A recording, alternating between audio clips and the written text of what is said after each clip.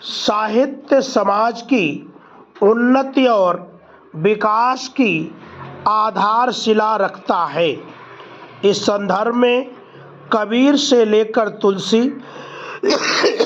भारतेंदु, प्रेमचंद, निराला, दिनकर, नागार्जुन, दांते, Rousseau, Voltaire इत्यादि रचनाकारों ने समाज के विकास में अभूतपूर्व योगदान दिया है। व्यक्तिगत हानि उठाकर भी इन्होंने तत्कालीन मान्यताओं के खिलाफ जाकर समाज के विकास हेतु कदम उठाए। कभी कभी लेखक अपने आप को समाज के वंचित और शोषित वर्ग के इतना निकट कर लेता है कि उनके कष्टों को वह स्वयं भी अनुभव करने लगता है। तुलसी, कबीर, रैदास इत्यादि ने अपने साहित्य के माध्यम से तत्कालीन परिस्थितियों का चित्रांकन तो किया ही साथ समाज के व्याप्त विसंगतियों को दूर करने का प्रयास भी किया। पैरा, साहित्य में समाज का चित्रण स्वाभाविक प्रक्रिया है। साहित्य अतीत से प्रेरणा लेता है, वर्तमान को चित्रित करता है और भविष्य का मार्गदर्शन करता है। समाज में स्त्रियों की स्थिति, लैंगिक भेदभाव, जात एवं धर्म का टकराव, राजनैतिक कुचक्रों में फंसा आम आदमी, लोकतंत्र के नाम पर भीड़ तंत्र हमेशा से चित्रित होते रहे हैं। साहित्य ने इन पर भीषण प्रहार किया है तथा विकृतियों को सुधारा है। मानसिक प्रत्यय या विकार साहित्य के मूल स्वरूप को प्रदूषित करने लगे। ऐसी स्थिति में ना तो वह साहित्य कहलाने का अधिकारी होगा और ना ही वह साहित्यकार। समाज को प्रेरणा प्रदान करने, उसे जगाने और उसे सही पथ पर अग्रसर करने की जिम्मेदारी साहित्य की सर्वप्रमुख जिम्मेदारी है। वास्तव में समाज के दोषों का परीक्षण कर उसे सम्यक समाधान देना साहित्यकार का मुख्य उद्देश्य होता है। पैरा, साहित्य का उद्देश्य सामाजिक आत्म सुधार के मार्ग को प्रशस्त कर समाज को विकास की राह पर अग्रसर करना होता है। वस्तुतः किसी उद्देश्यपूर्ण रचना को ही साहित्य कहलाने का अधिकार दिया जा सकता है। निरुद्देश्यपूर्ण लेखक मात्र रद्दी के ढेर से अधिक नहीं होगा।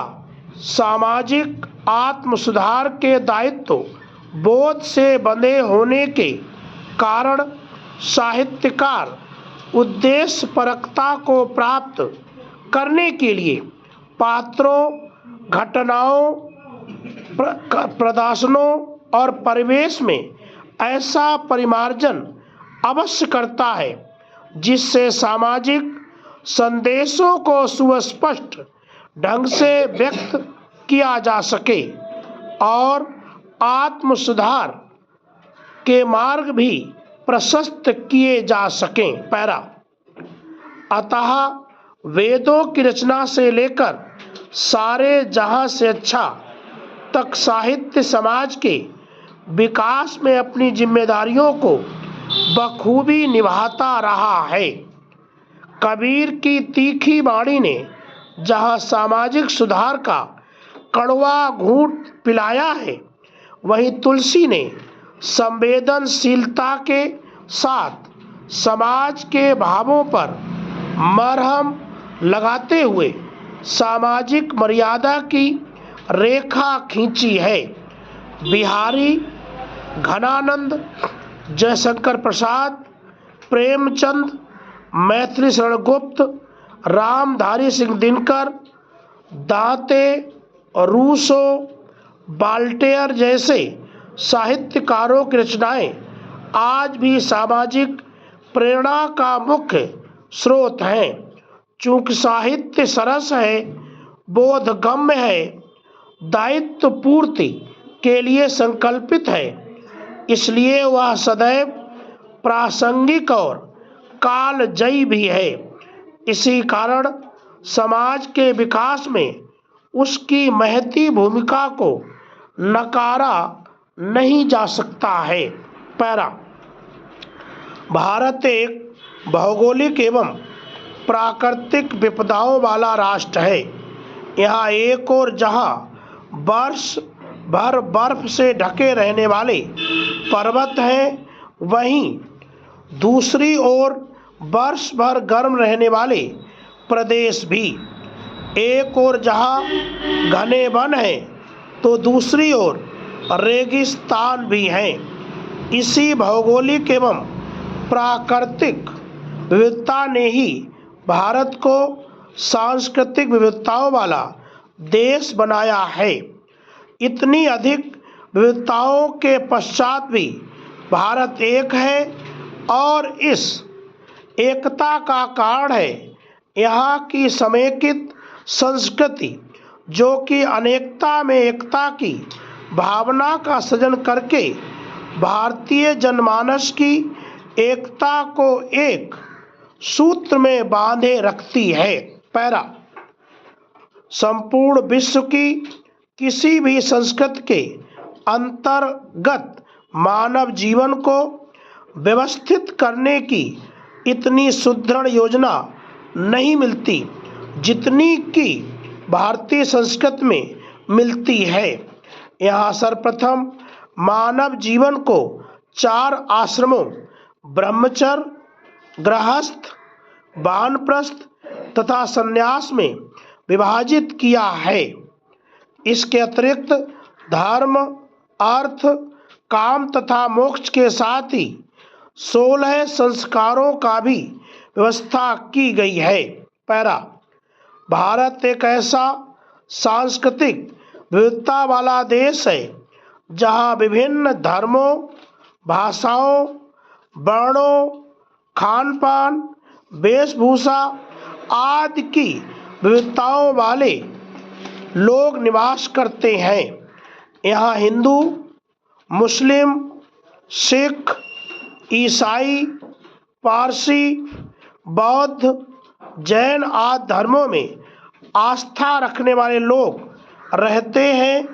इन सभी धर्मों की मान्यताओं एवं विचारों में पर्याप्त अंतर होते हुए भी सभी लोग परस्पर प्रेम और सौहार्द से रहते हैं। यह प्रेम और सौहार्द की भावना भारत की प्राचीन समेकित संस्कृति की अद्वितीय विशेषता है। इसके अलावा यहाँ विभिन्न त्योहारों, मेलों, कुंभ तथा अर्ध कुंभ का भी आयोजन किया जाता है। इन समस्त धार्मिक अनुष्ठानों में आध्यात्मिक उन्नयन की भावना के साथ साथ समाज के सुसंगठन एवं उसमें समन्वय स्थापित करने के प्रयत्न भी दृष्टिगोचर होते हैं। पैरा, भारत भूमि अनेक महापुरुषों की जन्मस्थली भी रही है।